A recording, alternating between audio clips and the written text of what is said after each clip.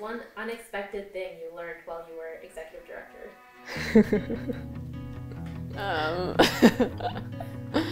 Hold on, I can do this. Hey, I'm Meredith Adler, and I was the executive director with Student Energy from 2015 to 2023. How has Student Energy evolved over the past 8 years? Student Energy has evolved so much in the last 8 years and in so many different ways. We've gone from me being the only staff person working in my living room to having 40 staff in 8 different countries around the world. We have developed and implemented and really stuck to an incredible theory of change that really focuses on both training young people for the future that we need and we need them to deliver on, and also working with the other actors in the energy system to make sure that young people are taken more seriously and engaged well. In your time as executive director, what has changed in the youth, energy, and climate landscape? So much has changed in the youth, energy, and climate landscape since I started. I mean, when I started in 2015, young people were not taken seriously. I was often told that, well, they don't vote and so they're not going to be part of this, and there was no critical thinking about where young people were coming from, if they actually were voting, any of those things. And I think now young people are seen as such a force in the world, but it's still something that people are often hesitant to engage with. And so that is one huge piece of the landscape, is people actually are starting to value young people and starting to recognize that young people are in fact the global majority. The global average age is under 30. And so if we're not engaging and working with and designing for young people, we're not going to make any climate progress, and people are really starting to get that. And that's so much in thanks to the work that young climate activists have done, but then also groups like Student Energy who have followed up that activism with concrete, tangible formulas and solutions for how to really work with, train, and engage young people. So it takes a village. The whole ecosystem has been really important, but the world has fundamentally shifted in that way. The world has also fundamentally shifted on climate action. Everyone, no matter where you are in the world, now admits that climate change is real and needs to be acted upon. And that wasn't the case when I started. You know, there were still a lot more debates than there are now. And so sometimes it can feel like there's not enough progress, that people aren't telling the truth, et cetera, et cetera. But it is vastly different and moving so much more in the right direction. And I think that's one thing I feel lucky about, is 8 years has actually given me a lot to look back on, to actually see where young people have made insane amounts of progress in this world, whereas in a day in, day out, 6-month timeline, it doesn't always feel that way. What is one unexpected thing you learned while you were executive director?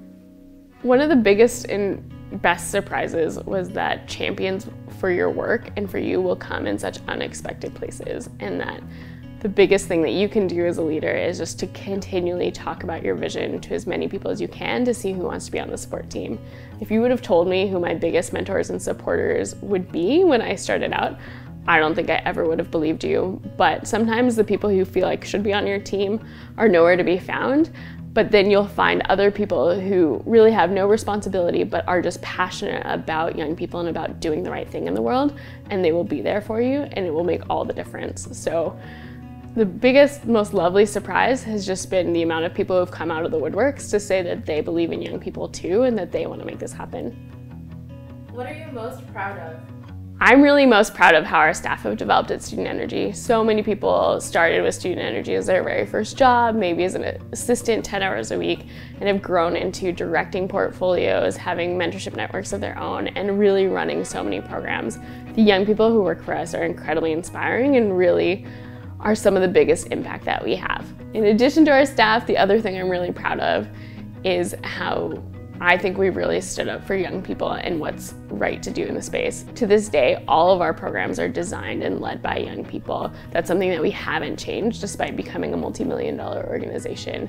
We are still really true to what young people need to be successful in this space, and aren't directed necessarily by our funders or anything like that. We really set the agenda for what young people need, and then we go out and find the supporters that make that happen. And I think Student Energy has really proven how you can effectively work with young people in a way that other people didn't see as possible, because they weren't really willing to listen to the young people that they were working to serve. And I'm so proud that we've maintained that throughout the years. How many Student Energy summits have you attended?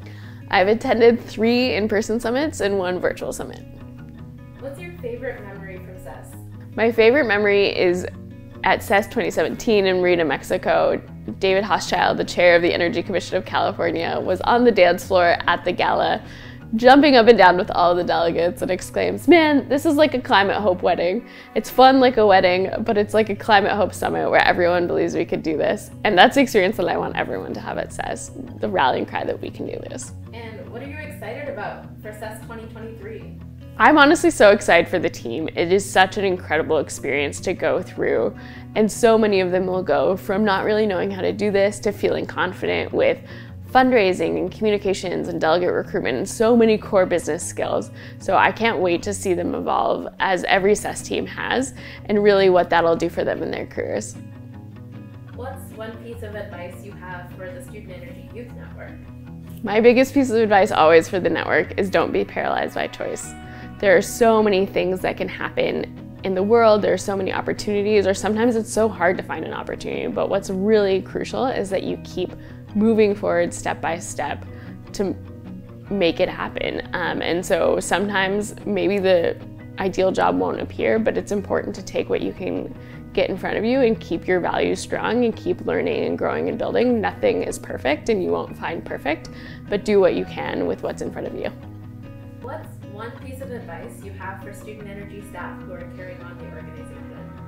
I think for Student Energy staff, I just want to see everyone kind of stick to it and dream really big. There's so much that you can do in each of your roles and so much that you can take hold of, and it is such an incredible opportunity to have the platform of Student Energy, to have the internal support that we have, and to have the network and the opportunities that we have. So take hold of all of that and be really clear about what you see as the need for yourself and for others. You are the target audience. And so all the best things we have come from staff people who are willing to take a risk, and I would love to see staff people continue to do that. A fun question. What's one thing you're excited to do now that you're no longer executive director? More dog walks right now. Just kidding. Now that I'm not executive director of Student Energy, I honestly am still very much looking forward to being the organization's biggest cheerleader. But beyond that, definitely looking forward to a few more dog walks, ideally a little bit less travel. But I think also my next mission, it feels like, is to really explore how we continue to develop teams and make really effective teams in all other types of sectors. So I'm really excited to actually go in and do that and take some of the skills I've learned at Student Energy about how to build and scale organizations and transfer that to other places that need it as well. And finally, I will not be taking up pottery, as has been suspected.